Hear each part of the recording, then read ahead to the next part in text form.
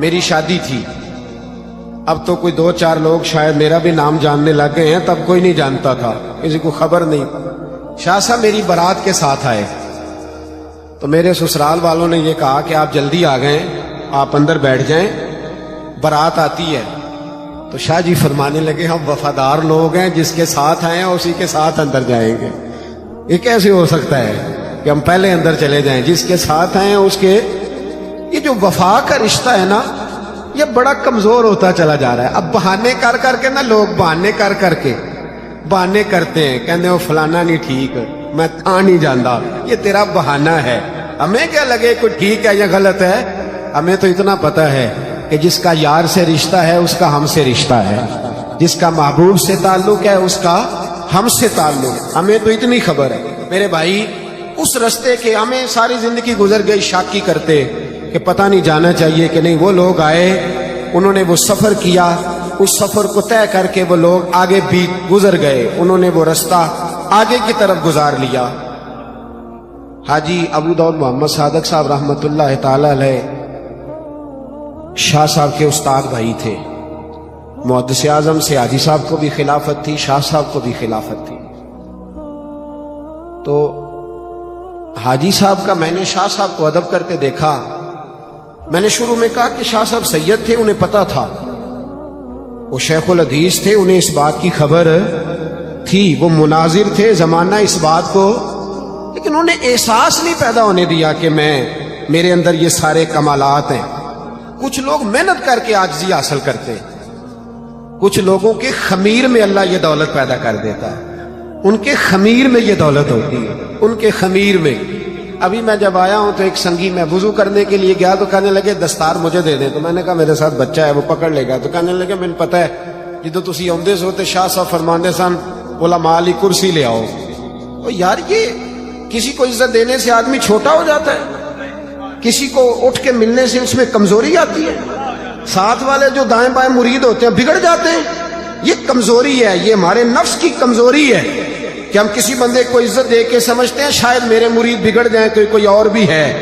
صاحب طبقات نے لکھا ہے حضرت ابو ہریرہ رضی اللہ تعالیٰ عنہ لوگوں کے بیچ بیٹھے تھے, یوں لوگوں کو حدیث سنا رہے تھے. سامنے سے امام حسین تشریف لائے اور امام علی مقام رضی اللہ تعالیٰ عنہ. مدینے میں ٹھنڈی بارش, ٹھنڈی ہوا تازی تازی گزری تھی. چھوٹے چھوٹے گڑھوں میں پانی کھڑا تھا, چھوٹے چھوٹے ٹوئے, پانی بھرا ہوا تھا. امام علی مقام نے گھوڑے سے پیر زمین پہ رکھا. اب دیکھیں نا, میں آپ سے بات کر رہا ہوں تو آپ کا چہرہ میری طرف ہے, پیچھے جو بندہ آ رہا ہے اسے میں دیکھ رہا ہوں, بہت سارے عوام میں سے لوگ نہیں دیکھ رہے. تو حضرت ابو ہریرہ دیکھ رہے تھے, عوام نہیں دیکھ رہی تھی.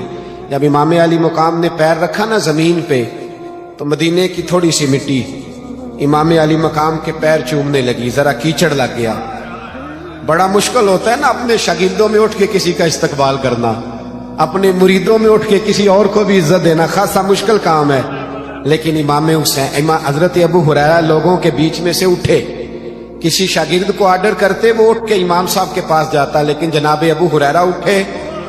صاحب طبقات لکھتے ہیں پھر گئے اور پھر حضرت امام حسین جوان تھے, جناب ابو ہریرہ کی داڑھی سفید تھی, پر اصلاں نال جے نیکی کریے تے او نسلاں تاک نہیں بھول دے, او نسلاں تاک نہیں بھول دے. حضرت سیدنا امام حسین رضی اللہ تعالیٰ عنہ کے جا کے پیروں میں بیٹھے جناب ابو ہریرہ رضی اللہ تعالیٰ عنہ. اور پھر ادھر دیکھنا میری طرف, دستار تو میں نے بھی باندھی ہے, بڑے لوگ باندھتے ہیں, پر دستار کی ہر تار کی تحقیق ہے لازم, ہر صاحب دستار معزز نہیں ہوتا. حضرت جناب سیدنا امام علی مقام رضی اللہ تعالیٰ عنہ کے پیروں میں جناب ابو ہریرہ بیٹھے اور بیٹھ کر کے اپنی پگڑی کو کھولا اور اپنی دستار کو کھول کے تو امام علی مقام کے پیروں کو صاف کیا. سیدنا امام حسین نے 2 قدم پیر پیچھے ہٹائے اور فرمانے لگے حضور آپ بوڑھے ہیں, میں جوان ہوں, میرے نانا کے صحابی ہیں, آپ یہ کام نہ کریں. تو حضرت ابو ہریرہ رضی اللہ تعالیٰ عنہ کی آنکھوں میں آنسو آ گئے. کہنے لگے میں حسین ابن علی کے پیر نہیں دیکھ رہا, میں محمد عربی کا لہو دیکھ رہا ہوں, میں ان کا خون تیری نسل پاک میں ہے بچہ بچہ نور کا, تو ہے عین نور تیرا سب میں نے کہا ان لوگوں نے تعین، یہاں لوگ لکھوا بھی لیتے ہیں کہ میں قادری ہوں، میں چشتی ہوں، میں نقشبندی ہوں، میں سوروردی ہوں. تیری کوئی عادت بھی تو بتائے نا کہ تو کسی سلسلے کا ہے. تیرا کوئی طریقہ بھی تو بتائے نا، تیرا کوئی لب و لہجہ بھی بتائے نا، کہ یہ بس چمکانے کے لیے، بتانے کے لیے لکھ لیا ہے. اپنی تربیت کریں اور اپنے بزرگوں کے نقوش قدم کی طرف سفر کریں. ان لوگوں نے بتایا، علم پڑھایا اور عمل سے سارا کچھ بتایا. انہوں نے ڈیوٹی کر کے دکھائی. شاہ جی رحمت اللہ تعالی علیہ کی زندگی میں بڑی تواضع تھی، بڑا پیار تھا، بڑی ٹھنڈک تھی، بڑا حسن تھا. بڑے سارے لوگ جب زمانے کی تیز دھوپ سے گھبرا جاتے تھے تو وہ شاہ جی کے آنچل میں آ کے پناہ لیتے تھے. وہ ان کی سفید داڑھی پر گرنے والے آنسوؤں کے قطروں کو اپنے لیے راہ نجات سمجھا کرتے تھے. اور ایک بات اور بھی، محبت لب و لہجے کی محتاج نہیں ہوتی. محبت اپنا رستہ بناتی ہے، محبت راہ دکھاتی ہے. شاہ جی اپنے دھیمے لب و لہجے میں نعت بھی سنایا کرتے تھے.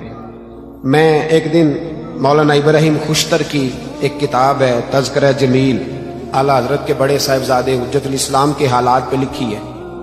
تو میرے ہاتھ میں کتاب تھی تو میں نے شاہ جی کو دکھائی. میں نے کہا حضور یہ کتاب ہے، اس میں تو خوشتر صاحب کے ساتھ شاہ صاحب کلاس فیلو رہے تھے. تو شاہ صاحب نے ان کا کلام چھیڑ دیا جو انہوں نے حضرت شیخ الحدیث کی یاد میں لکھا تھا. اور پھر حضور مفتی اعظم نے جو اپنے غلام کے لیے لکھا تھا وہ انہوں نے پڑھنا شروع کر دیا. وہ پڑھتے جاتے تھے، ان کی داڑھی پہ آنسو گرتے جاتے تھے. میرے ساتھ ایک نوجوان بچہ تھا تو وہ رونے لگ گیا. میں نے اس کے کان میں پوچھا، میں نے کہا یار تینوں کی سمجھ آئی ہے؟ کہتے سمجھ کوئی نہیں آئی، کیف بڑا آیا. کسی کے آنسو کئی دفعہ نا، شیخ سعدی رحمت اللہ علیہ بڑے مہمان نواز تھے، بڑی مہمان نوازی کرتے تھے. تو شیخ سعدی نا اکثر قرضہ اٹھا اٹھا کے لوگوں کی خدمت کرتے، مہمان نوازی کرتے. ایک دن وہ سارے قرض خواہ اکٹھے ہو گئے کہ بابا پیسے دے.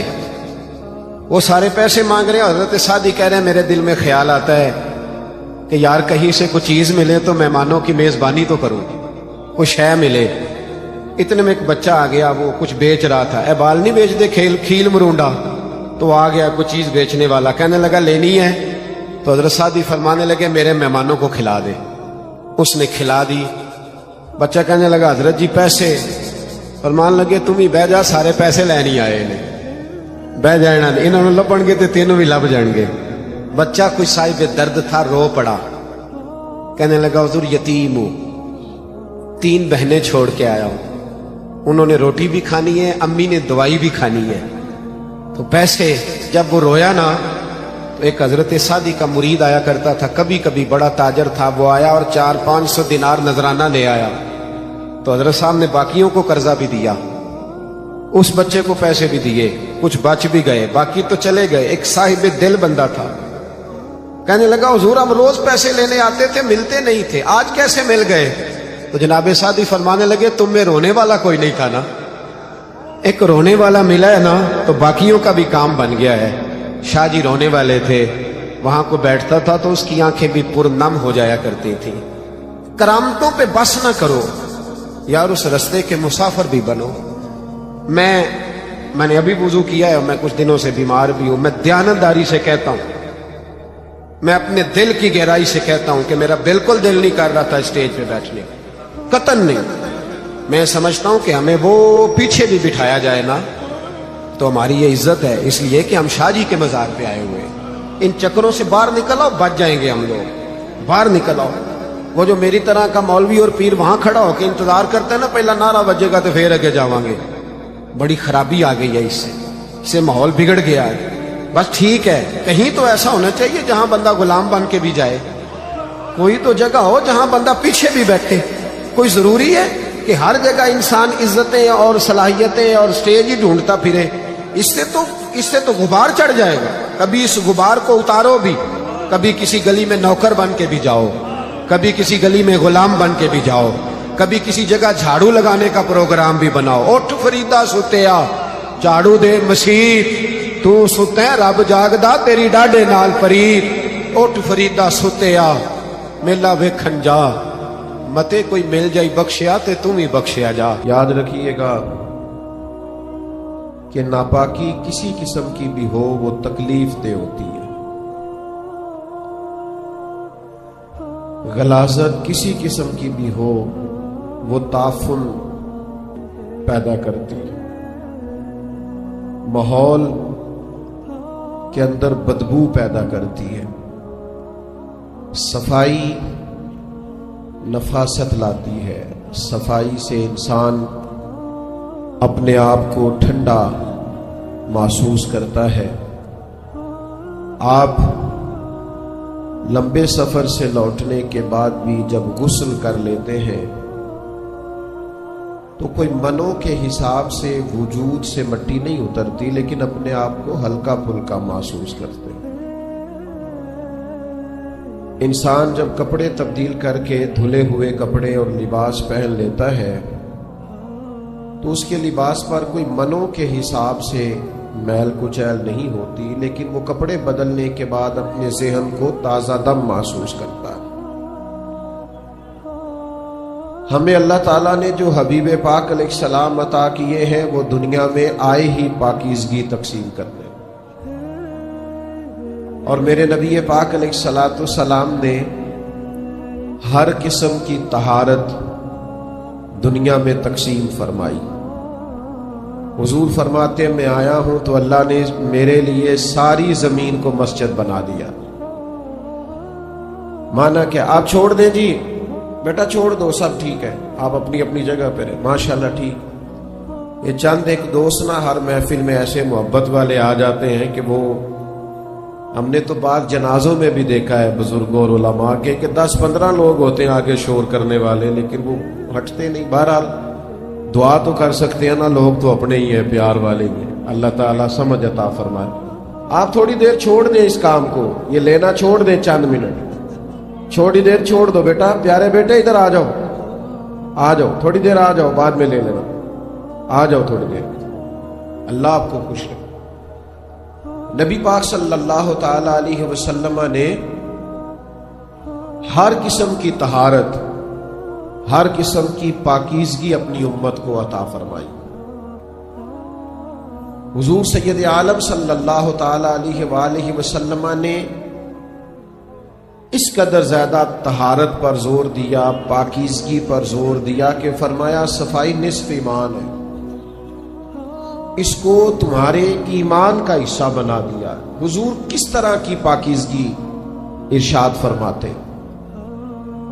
حضور علیہ السلام سوچوں کی پاکیزگی دیتے، برا سوچنا، بدگمان رہنا، لوگوں کے بارے میں اپنے دل کے اندر بوجھ بٹھانا، نفرت کرنا،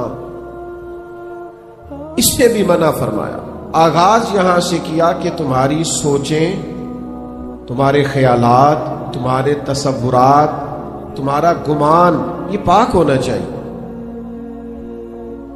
یعنی حضرت جابر ابن عبداللہ رضی اللہ تعالیٰ عنہ فرماتے ہیں نبی پاک علیہ السلام نے اپنے وصال ظاہری سے 3 دن پہلے ارشاد فرمایا تم اپنے رب کے بارے میں جیسا بھی گمان رکھو گے نا، اللہ بھی تمہارے ساتھ ویسا ہی معاملہ کرے گا۔ تو پاکیزہ گمان ہونا چاہیے، تمہارا ذہن ہونا چاہیے اللہ جب بھی فیصلہ کرے گا رحمت والا ہی کرے گا، معاملات کرم والے ہوں۔ اچھی سوچ، اچھا گمان، اچھی رائے یہ سوسائٹی میں خوبصورتی پیدا کرتی۔ آپ دیکھیے حضور اس صفائی کو کتنا پسند کرتے ہیں۔ نبی پاک علیہ السلام نے فرمایا اچھا سوچنا بھی اچھی عبادت ہے۔ نہیں آپ صرف اچھا سوچا کریں، مثبت رہا کریں، ہر چیز کو منفی نہ لیا کریں، اور یہ گھر کے اندر بھی ضروری ہے، یہ دفتر میں بھی ضروری ہے، یہ اپنے فیملی ممبران کے ساتھ بھی ضروری ہے، آپ کے جو کولیگز ہوتے ہیں ان کے ساتھ بھی ضروری ہے۔ نبی پاک علیہ السلام اچھے گمان کی طرف رغبت دیتے۔ جب آپ کے غلام نے اس دن کہا تھا جس دن طائف والوں نے شدید سنگ باری کی تھی کہ حضور آپ دعا کریں یہ تباہ ہو جائیں، تو محبوب نے اس دن بھی ہدایت کی دعا کی۔ تو غلام نے عرض کی حضور 10 دن ہم نے طائف میں قیام کیا ہے، انہوں نے تو عرب کی جو روایتی مہمان نوازی ہے اس کا بھی خیال نہیں کیا، اتنی تکلیف دی، بد اخلاقی کا مظاہرہ کیا اپنے رویوں سے۔ تو آپ پھر بھی ان کے لیے ہدایت کی دعا کر رہے ہیں، تو یہ نبی پاک کی دی ہوئی سوچوں کو دیکھیے۔ حضور فرمانے لگے یہ نہیں نہ مانتے تو مجھے امید ہے آنے والی نسل مان جائے۔ تو اتنی جلدی مایوس ہو جانا، کہنا یہ لوگ ٹھیک نہیں ہو سکتے، یہ زمانہ ٹھیک نہیں ہو سکتا، یہ معاشرہ ٹھیک نہیں ہو سکتا، محبوب تو اگلی نسل کے بارے میں بھی اچھا گمان رکھنے کا ارشاد فرما رہے۔ تو سب سے پہلی تو میری گزارش یہ ہے کہ اللہ کے رسول نے ہمیں سوچوں کی پاکیزگی کا سبق دیا، اور پھر اس سے اگلی بات یہ ہے کہ زبان پاک ہو۔ یعنی ہمارے ہاں اب لوگوں نے غیبت کا نام بدل دیا ہے، اب اس کا نام گپ شپ رکھ لیا۔ اب ہماری گپ شپ یہ ہوتی ہے کہ 2 4 10 بندوں کے بارے میں ہم تبصرہ کریں، یہ کرتا ہے وہ کرتا ہے، بڑا خراب ہو گیا ہے، یہ ہماری گپ شپ ہے۔ اتنا سخت ناپسند کیا غیبت کو، اتنا بدبودار کام بیان کیا کہ فرمایا اس طرح کوئی مردہ بھائی کا گوشت کھائے، وہ اس طرح ہے غیبت کرنے والا کہ مرے ہوئے بھائی کا گوشت کھا رہا۔ زبان صاف ستھری ہو، آپ کا انداز تکلم خوبصورت ہو، وقولوا للناس حسنا، لوگوں سے جب بھی بات کرو اچھی کرو، آپ کے جملے پاکیزہ ہوں، آپ کی زبان طہارت والی ہو، آپ کے لفظ باوضو ہو۔ کچھ لوگ ایسے ہیں جو جب بھی بولتے ہیں زہر ہی اگلتے، جب بھی رائے دیں گے کڑوی کسیلی دیں گے، ان کے لب و لہجے سے جب بھی اٹھے گا معاذ اللہ کوئی نہ کوئی غلط جملہ نکلے گا۔ نبی پاک علیہ الصلوۃ والسلام نے ہمیں زبان کی طہارت کی، ایک تو حضور ہمیشہ سچ بولتے تھے، خلاف واقعہ بات نہ کریں۔ حضور نے فرمایا سچ بندے کو نجات دلاتا ہے، جھوٹ آدمی کو ہلاک کر دیتا ہے۔ سچ بولیں، اپنے آپ کو غیبت سے بچائیں۔ آپ کو کیا ضرورت پڑی ہے لوگوں پر تبصرہ کرنے؟ اور پھر یہ کہ جن باتوں کے بارے میں بالکل پتہ نہیں ہے، گمان کر کے لوگ غلط باتیں کرتے ہیں، گمان کر کے، اور صرف تصور میں لا کے لوگوں کے بارے میں غلط رائے دیتے ہیں۔ آپ کبھی میرے محبوب کا انداز گفتگو دیکھیں، رسول پاک نے جب بھی بات کی ہے تعریف ہی کی ہے۔ حضور کو حاجت نہیں کسی کی تعریف کرنے کی، لیکن حضور جب تعریف کرتے تو اعزاز دیتے، شرف دیتے۔ جناب صدیق اکبر کی تعریف بھی کی، حضرت عمر کی شان بیان، مولا علی کا ذکر کیا، سیدنا عثمان غنی کی حیا کا بیان کیا، حضرت ابو عبیدہ بن جراح کو امین امت کہا۔ نبی پاک صلی اللہ تعالی علیہ وآلہ وسلم نے حضرت جابر ابن عبداللہ کی تعریف کی۔ حضور لوگوں کے بارے میں ہمیشہ خیر کا جملہ بولتے، مزدور کی تعریف کی، سچے تاجر کی تعریف کی۔ استاد کے محبوب پاک علیہ السلام نے عظمت اور فضائل بیان کیے، لوگوں کے لیے خیر کا جملہ، پاکیزہ بات کرنے کا محبوب ہمیشہ سبق دیتے۔ امتی کو چاہیے تو اس بات کو سمجھیں، اپنی زبان کے نشانے پہ نہ رکھے ہر وقت کسی نہ کسی کو۔ اور تیسری بات جو سب سے زیادہ اہم اور سب سے زیادہ ضروری ہے، وہ یہ ہے کہ نبی پاک علیہ السلام نے دلوں کی پاکیزگی پر، روحوں کی طہارت پر زور دیا۔ ہم نہ اپنا بات ظاہر خوب سجاتے ہیں، 2 گھنٹے لوگ آئینے کے سامنے کھڑے رہتے ہیں، اور اب چونکہ کیمرے چلنے ہوتے ہیں، اب تو جتنی دیر بیٹھنا ہوتا ہے کسی محفل میں بھی لوگوں نے سیٹ ہو کے بیٹھنا ہوتا ہے، تصویریں جو بنتی ہیں اور خیر سے اسٹیٹس جو لگتے ہیں، اور بھی کئی مصیبتیں ہم نے یہ ساری گلے ڈال لی ہوئی ہیں الا ماشاءاللہ۔ تو اب تو لوگ اپنے ظاہر کو سنوارنے کے لیے بڑی سخت محنت کرتے ہیں، لیکن یاد رکھ لینا، بڑے اجلے لوگ، بڑی گاڑیوں میں بیٹھے لوگ، بڑے بنگلوں سے نکلتے ہوئے بھی بعض لوگ ہم نے بے چین دیکھے، بے قرار دیکھے، ذہنی تناؤ کا شکار ہے، فکری انتشار کا شکار ہے، قوت فیصلہ سے محروم ہے، سمجھ نہیں آ رہی کیا کریں، کدھر جائیں۔ زندگی کی دوڑ میں اتنے آگے نکل گئے کہ صرف دنیاوی مفادات کی جنگ نے جکڑ دیا ہے چاروں جانب سے۔ یاد رکھنا، جب روحیں پاک ہوتی ہیں، باطن پاک ہوتا ہے۔ 2 چیزیں ہیں جو بندے کے باطن کو اجاڑ دیتی ہیں، 2 چیزیں روح کو اجاڑ دیتی ہیں۔ اور خود نبی پاک علیہ الصلوۃ والسلام نے اس کی نشاندہی فرمائی. حضور فرماتے ہیں دو بھوکے بھیڑیے، یعنی بھیڑیا ویسے ہی خطرناک ہوتا ہے اور بھوکا ہو تو پھر کتنا خطرناک ہو. کریم فرماتے ہیں دو بھوکے بھیڑیے بکریوں کے ریوڑ میں چھوڑ دیے جائیں تو اتنا نقصان نہیں کرتے جتنی دولت اور شہرت کی محبت انسان کے باطن کا نقصان کرتی.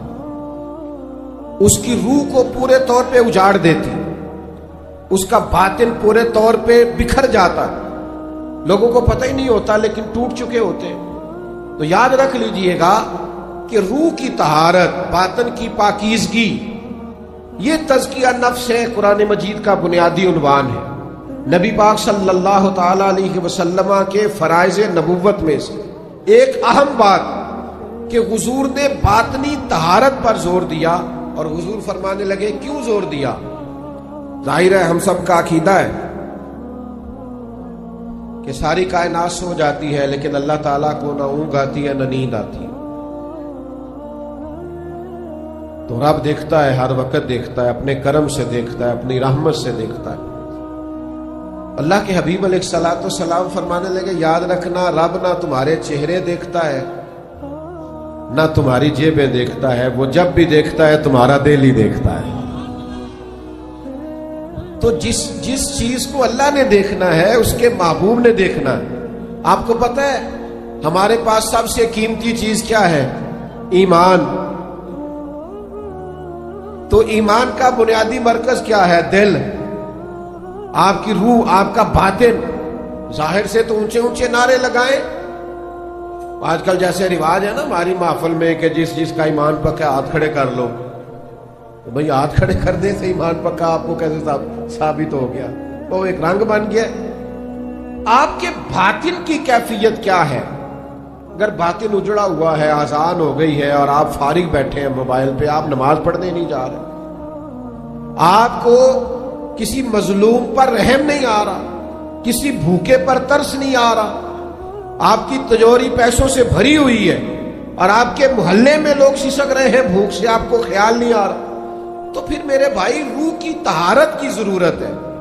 نبی پاک علیہ السلام نے جو کمال کیا ہے وہ یہ ہے کہ حضور نے انسان تعمیر کیے ہیں، انسانیت سازی کی ہے. نبی پاک حضور نے انسانوں کی تشکیل کی ہے. ہوتا ہے نا لوگ کہ میں نے بلڈنگیں بڑی بنائی تو میں نے کارخانے بڑے لگائے تو میں نے فلاں ترقیاتی کام بڑے کیے. میرے محبوب پاک نے حضرت صدیق اکبر جیسے لوگ تیار کیے، حضرت فاروق اعظم جیسے لوگ تیار کیے، جناب مولا علی جیسے شیر تیار کیے. یہ رجال حضور نے تیار کر کے سوسائٹی کو دیے. معاشرے کے اندر جب اس طرح کے لوگ ہوں جن کا تقوی ضرب المثل ہو، جن کا اٹھنا بیٹھنا لوگوں کے لیے نصیحت کا باعث ہو، جن سے ملاقات کر کے کلیجے ٹھنڈے ہوتے ہو، عبادت کو دل کرتا ہو، روحیں تازہ ہوتی، تو یہ لوگ زمانے کے لیے پھر رہنما اور مقتدا بن جایا کرتے. ایک دن نا حضرت عمر بیٹھے ہوئے تھے، آپ کے ارد گرد چند لوگ بھی بیٹھے تھے، کسی موضوع پر گفتگو ہو رہی تھی تو لوگ اپنے اپنے جذبات کا اظہار کرنے لگے. ایک صاحب نے کہا کہ میرا دل کرتا ہے میرے پاس پہاڑوں کے برابر سونا ہو اور میں اللہ کے راستے میں خیرات کروں. یہ اچھے ارادے، اچھی نیتیں، ان نیتوں پر بھی اللہ بڑا اجر عطا کرتا. ایک شخص نے عرض کیا کہ میرا دل کرتا ہے کہ میرے پاس بے پناہ دولت آئے اور میں شام ہونے سے قبل اللہ کے بندوں میں بانٹ دوں. لوگ اپنی اپنی رائے دے رہے تھے کہ مجھے اللہ اس طرح دے تو میں، اور آج بھی اس طرح کے اچھے جذبات والے لوگ معاشرے میں پائے جاتے ہیں. اللہ تعالیٰ اگر انہیں نوازتا ہے تو وہ اللہ کے بندوں پر خرچ کرتے ہیں. اب سب نے اپنی اپنی رائے دی تو حضرت عمر کی طرف لوگ دیکھ رہے تھے کہ جب اس موضوع پر بات ہو رہی ہے کہ مجھے اللہ یہ دے تو میں اللہ کے راستے میں خیرات کروں گا، اللہ مجھے یہ دے تو میں اس کے راستے میں خیرات کروں گا، تو جناب عمر بھی کچھ بیان کرے. تو حضرت عمر فرمانے لگے میرا دل کرتا ہے اللہ مجھے حضرت معاذ ابن جبل جیسے اور بندے عطا کرے، اللہ مجھے حضرت ابو عبیدہ بن جراح جیسے اور لوگ عطا کرے. میرا دل کرتا ہے اللہ تعالیٰ اس امت کو حضرت جناب سعد بن ابی وقاص جیسے کچھ اور افراد دے، اللہ اس طرح کے کچھ اور بندے پیدا کرے تاکہ اللہ کے بندوں کے لیے مزید لوگوں کی آسانی کا بندوبست ہو سکے، تاکہ دین کے مزید مضبوط ستون تیار ہو سکے۔ اس طرح کے رجال کار اللہ دے۔ ہمارا یہ مسئلہ ہے کہ ہم انسانیت سازی نہیں کر رہے، ہم اپنے بچوں کے لیے پیسے جمع کر رہے ہیں، محلات تعمیر کر رہے ہیں، زیادہ غور کرنا کیا کہہ رہا ہوں، تجوریاں بھر رہے ہیں۔ سوال ہوتا ہے تو نے بچوں کے لیے کیا بنایا؟ میں نے تو جی فلاں بنا دیا ہے۔ اور نبی پاک علیہ السلام نے کیا فرمایا؟ حضور نے فرمایا کسی باپ کا اپنی اولاد کے لیے سب سے بہترین تحفہ یہ ہے کہ اسے اچھا ادب سکھا دے، اس کے اخلاق کو تعمیر کر دے، اس کے رویے درست کر دے۔ آپ کے بچے کے پاس لاکھوں روپیہ ہے لیکن وہ بلا کا ضدی ہے، بڑا مہنگا موبائل ہے لیکن 1 منٹ کا حوصلہ نہیں اس کے پاس، تسلی نہیں، مزاج میں ٹھہراؤ نہیں، وہ اپنی ماں کا غصہ بھی برداشت کرنے کو تیار نہیں، وہ اپنے دادا کے 2 جملے سخت بھی سن نہیں پاتا۔ تو آپ نے کیا تعمیر کیا ہے؟ بس آپ نے اس کو جائیدادیں اکٹھی کر کے دے دی، مال و دولت اکٹھا کر کے دے دیا۔ شخصیت سازی، تزکیہ، نبی پاک علیہ الصلوۃ والسلام نے وہ اخلاق دیکھے نا۔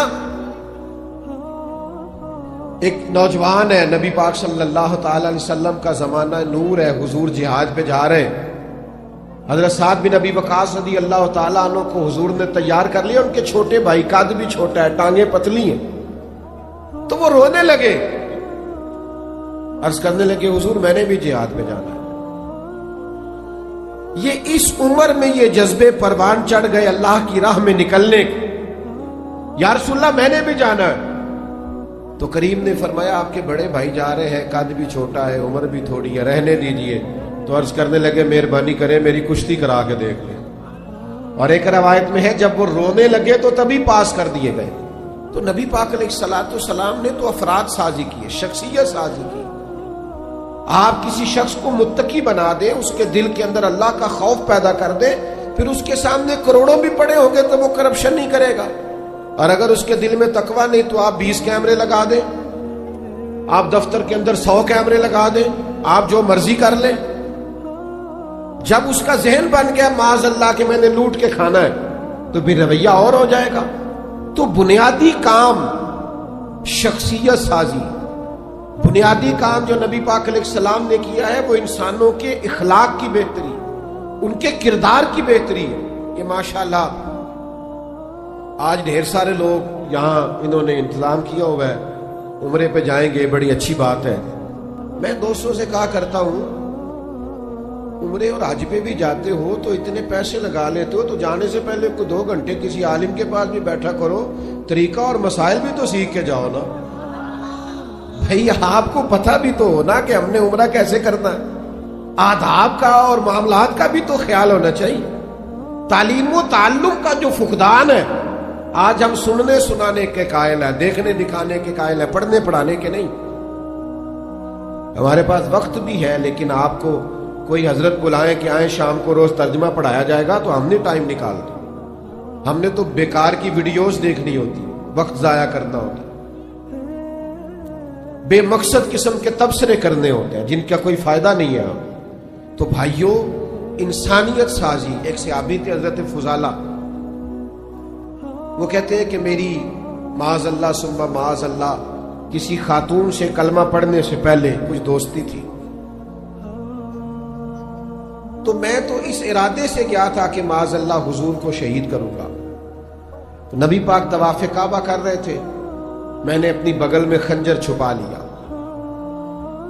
اور سوچا جب حضور میرے قریب سے گزریں گے، یہ ہجرت سے قبل کی بات ہے، تو میں معاذ اللہ یہ خنجر لگاؤں گا اور حضور کو شہید کر دوں گا۔ فرماتے کریم میرے قریب سے گزرے تو فرمانے لگے تو فضالہ ہے؟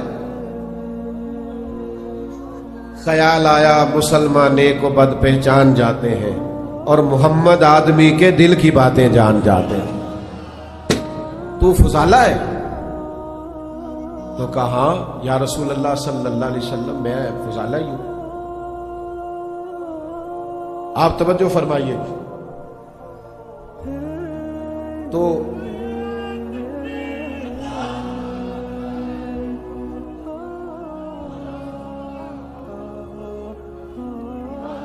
آپ تشریف رکھیں جی، کچھ نہیں ہوا، اطمینان سے بیٹھے. اللہ جزائر. بیٹھ جاؤ بیٹا. او پیارے بیٹے بیٹھ. اللہ تعالیٰ ادھر دیکھیں، میری دو ایک باتیں رہ گئی، آپ سن لیں. میں تو بڑا سادہ سادہ بیان کرنے والا آدمی ہوں، تو ٹھنڈے ٹھنڈے قسم کا خطیب جو ہوتا ہے وہ تو اس طرح تو ہوتا. اللہ آپ کو جزا دے. سنیں جی، توجہ سے سنیں میرے بھائیوں. نبی کریم علیہ السلام نے فرمایا تو فضالہ ہے؟ عرض کی یا رسول اللہ میں فضالہ ہوں. تو کہتے ہیں پہلے حضور نے میرے سر پہ دست شفقت رکھا، پھر میرے دل پہ دست شفقت رکھا. فرماتے ہیں بس ساری میل کچیل دھل گئی، ساری میل کچیل دھل گئی. تھوڑی دیر ہوئی ایک آیا کالیاں زلفاں والا. ایویں تھوڑی دیر ہوئی ایک آیا کالیاں زلفاں والا. دو کڑیاں میرے من وچ رکیا کر گیا نور اجالا. فرماتے کریم تشریف لائے، کرم فرمایا، مہربانی کی. تو میں نے اسی وقت ہی کلمہ پڑھ لیا. اب یہ کیا کرتا ہے نبی پاک کا فیضان تزکیہ کہ باطن کو دھو ڈالتا، وہ سارے اندر سے میل کچیل نکل جاتے، کیفیات بدل جاتی ہے، رنگ تبدیل ہو جاتا. حضرت فضالہ واپس نکلے تو وہ خاتون وہاں کھڑی تھی جن سے کلمہ پڑھنے سے قبل شناسائی تھی. اس نے بڑی آوازیں دی. آپ قریب سے گزر گئے. اور دیکھو دوستو، یہ مزہ نہیں ہے عاشق رسول بھی کہلاتے رہنا اور معاذ اللہ نظر کو پاک بھی نہ کرنا، حضور کا غلام بھی کہلانا اور رزق کو پاک بھی نہ کرنا، نبی پاک کا غلام بھی کہلانا اور اپنی زبان کو پاک نہ کرنا، سوچ کو پاک نہ کرنا. نبی پاک کے غلام تو نکھرے ہوتے ہیں، اجلے ہوتے ہیں، ان کے تو عادات و اطوار بتاتے ہیں، بڑے پاکیزہ لوگ ہوتے ہیں. ان کے لب و لہجے سے حسن اور پاکیزگی چھلکتی ہے. حضرت فضالہ اس خاتون کے پاس سے گزر گئی تو آگے بڑھ کے کہنے لگی مجھے پہچانا نہیں؟ آج یہ رنگ تھا کہ آپ نے پلٹ کے اس کی طرف دیکھا نہیں. وہ کہنے لگی تو وہی فضالہ ہے؟ تو آپ زبان حال سے کہنے لگے میں وہ فضالہ نہیں ہوں، اب میں محمد عربی کا غلام بن گیا. اب میرا انداز بدل گیا ہے، اب مجھے تزکیہ نصیب ہو گیا ہے، اب شخصیت میں کسی نے رنگ بھر دیے. اب میں تیری بات نہیں سن سکتا، اس لیے کہ وہ کچا رنگ للاری والا جیڑا چڑھ دا تے لیندا رہندا ہے، اے عشق تیرے دا رنگ محمد چڑھ جائے پھر نہیں لیندا. اب رنگ بدل گیا ہے، انداز بدل گئے ہیں، طور طریقے بدل گئے ہیں، اب کیفیات اور ہو گئی. اب یہ والا انداز نہیں ہوگا. لوگ مکمل بدل جاتے تھے دین میں آنے کے بعد. مجھ سے ناراض نہ ہونا، مجھے معاف کرنا، اللہ کرے کہ میرا تجزیہ درست نہ ہو.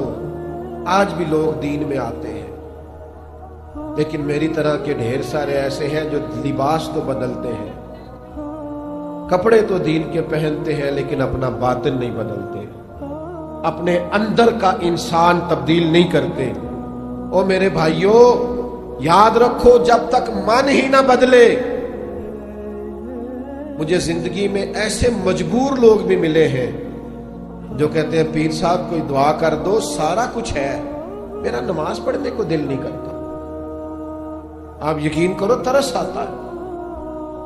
اس کو یہ بھی ایک سزا ہے کہ رب سب کچھ دے اور سجدے کی توفیق نہ دے. یہ معمولی سزا ہے. سب کچھ لے لے جا تجھے دیا اور میرے گھر نہ آنا. اللہ کے بندو، اپنے تزکیہ پر توجہ دیں، اپنی شخصیت کے نکھار پر. اگر اخلاق میں، کردار میں، لب و لہجے میں، اٹھنے بیٹھنے میں کوئی تبدیلی نہیں آئی تو رنگ برنگی ٹوپیاں پہننا اور رنگ برنگے کمکمے لگا لینا اور رنگ برنگی ادائیں اپنا لینا اور کو بخو محفلیں اور جلسے کر لینا، اس سے انداز نہیں بدلیں گے. جب تک ہم وہ انداز اور اطوار تبدیل نہیں کرتے. حضرت باعزید بستامی رحمت اللہ علیہ سے کسی نے کہا آپ تقریریں کیوں نہیں کرتے؟ تو آپ فرمانے لگے جس نے ہماری خاموشی سے کچھ نہیں سیکھا اس نے ہماری تقریر سے کیا سیکھنا. مجھے میرے بھائی کہہ رہے تھے آج لمبی تقریر کرنا، تو میری زندگی میں عادت ہی نہیں ہے بہت لمبا جانے کی. امام جعفر صادق رضی اللہ تعالیٰ عنہ سے کسی نے کہا تھا حضور میں دین کی تبلیغ کرنا چاہتا ہوں، کوئی طریقہ بتائیے. تو امام جعفر صادق فرمانے لگے دین پہ عمل کرنا شروع کر دے، دین کی تبلیغ ہونے لگ جائے گی. آپ بچوں کو سچ کا لیکچر نہ دیں کہ بیٹا سچ بولا کرو، لیکچر نہ دیں، آپ گھر میں سچ بولا کریں. بچوں کی اماں ان کے سامنے کہہ رہی ہوتی ہے کہ تو سا گئی ہے، تو جب آپ کا سچ آپ کے گھر میں موجود نہیں ہے تو آپ کا بیٹا آپ کے ساتھ سچ کیسے بولے گا؟ آپ بچوں کو نماز کا لیکچر دیتے ہیں، نماز کا لیکچر نہ دیں، گھر میں نماز پڑھا کریں، بچے نماز پڑھیں گے. آپ ان کو لیکچر نہ دیں، آپ ان کو بدل کے دکھائیں، انداز بدل دیں، چیزیں ٹھیک ہو جائیں گی. طور طریقے بدل دیں، چیزیں بہتر ہو جائیں گی، رویے ٹھیک ہو جائیں گے. لیکن اگر ہم بدلتے نہیں، ہم چاہتے ہیں ہماری خالی تقریروں سے انقلاب آئے، ہمارے نعروں سے لوگ بدل جائیں، تو بھائی ایسا نہیں ہوگا. ہمیں کچھ نہ کچھ اپنے کردار میں، اخلاق میں، رویے میں، لین دین میں، معاملات میں تبدیلی کرنا ہو. ہمیں اپنے آپ کو بدلنا ہوگا. اب تو میری بھی ایک عمر ہو رہی ہے تقریریں کرتے، کبھی کبھی سوچتا ہوں اور گہرائی میں چلا جاتا ہوں کہ یہ کوئی رسم تو نہیں ہے کہ آپ 1.5 گھنٹہ 2 گھنٹہ بیان سنیں، آپ 2 گھنٹہ نعت سنیں، اور یہ کہ وہ ساری بات آپ نے سن لی اور آپ پر اس کا کیف بھی طاری ہوا، لیکن اس کا نتیجہ بھی تو کوئی نکلنا چاہیے. یعنی استاد سبق پڑھاتا ہے تو سال کے بعد رزلٹ پوچھتا ہے، نتیجہ مانگتا ہے. ہمیں اب کچھ نتائج کی طرف بڑھنا چاہیے، ہمیں اب کچھ آگے کی طرف دیکھنا چاہیے. ہم بڑا بانٹتے ہیں، بڑی خیرات کرتے ہیں. حضرت عمر بن عبدالعزیز کے زمانے میں بھی لوگ بانٹتے تھے، پر اتنا بانٹتے تھے کہ لینے والا کوئی نہیں ملتا تھا. اب ایسا کیوں نہیں ہے؟ اس لیے کہ ہمارا انداز اس طرح کا ہو گیا ہے اور لینے والوں کی طلب اس طرح کی ہو گئی. وہ قناعت پسند نہیں رہنا چاہتے، ان کے رویوں میں وہ رنگ نہیں آتا. اللہ کے محبوب نے لوگوں کو بدل دیا. حضرت حکیم بن حزام کہتے ہیں حضور نے میرے ہاتھ پہ ہاتھ رکھ کے، اور کچھ اور صحابہ بھی تھے، وعدہ لیا تھا آپ سے کہ کسی دنیا دار کے آگے ہاتھ نہیں پھیلانا. عمر بھر نہیں پھیلایا، وہ بدل گئے. یہاں کتنے لوگ ہیں جنہوں نے یہ رویہ اپنا لیا، اس سے قرضہ لیا تو استعمال کر لیا، جب اس نے مانگا تو اس سے لے کے اس کو دے دیا، اور پھر جب وہ تنگ کرنے لگا تو اس سے لے کے اس کو دے دیا. خدا کے بندو، یہ تو رویہ درستی نہیں ہے. آپ کا وقار ختم ہو جائے گا، آپ کی شخصیت میں وہ رنگ نہیں رہے. حضرت حکیم بن حزام کہتے ہیں نبی پاک نے وعدہ لیا کسی کے آگے ہاتھ نہیں پھیلانا. گھوڑے پہ بیٹھے تھے، اونٹ پہ بیٹھے تھے، درہ ہاتھ سے گر گیا. قریب غلام کھڑا تھا، اس سے نہیں کہا مجھے پکڑا دے، خود نیچے اترے. تو خادم نے کہا مجھ سے کہہ دیتے. فرمایا کیسے کہتا؟ حضور سے وعدہ کیا کہ جسے سوال نہیں کرتا، کیسے کہیں؟ حضرت ابوبکر صدیق نے بلا کے کہا کچھ حصہ لے لیجئے. فرمایا نہ بھائی، بالکل نہیں، میں نے حضور سے وعدہ کیا ہے کسی سے سوال نہیں کرنا. حضرت عمر نے بھی کہا. کہنے لگے نہیں، آپ کسی اور کو دے دیں. جناب عمر کہنے لگے لوگوں گواہ ہو جاؤ، میں انہیں دیتا ہوں، یہ لیتے نہیں. اور ہمارے ہاں کیا حال ہے، اسٹیج پہ نعت ہو رہی ہوتی ہے، صدف دنیا چھڑنی پئی تے چھڑ دیاں گا، دامن حضور دا چھڑنا نہیں. تے 40,000 تو 5,000 بھی نہیں چھڑنا. یہ بھی نال ہے. او بھائی تو دنیا چھوڑنے کی بات کر رہا تھا، حضور کی محبت کا ذکر کر رہا تھا، اور تیری نعت نے لوگوں کی آنکھوں میں آنسو پیدا کر دیے، درد آیا. اور اتنا بڑا سوز تو اتنا سستا بیچ گیا، 50-60 ہزار میں اتنی قیمتی چیز بیچ گیا جو کروڑوں اربوں سے بھی نہیں خریدی جا سکتی. اتنا سستا. خدا را اپنے اندر تبدیلی لائیں، اخلاقی رویوں میں، کردار میں، عمل میں، اٹھنے میں، بیٹھنے میں. میری ایک بات سنیں اور میں اپنی بات کو سمیٹ دوں. اتنی بڑی تعداد میں آپ یہاں جمع ہوئے ہیں، اور اللہ تعالی ہمارے بھائیوں کو مزید توفیق دے. یہ اتنا بڑا گراؤنڈ ہے پھر بھی کم پڑ گیا.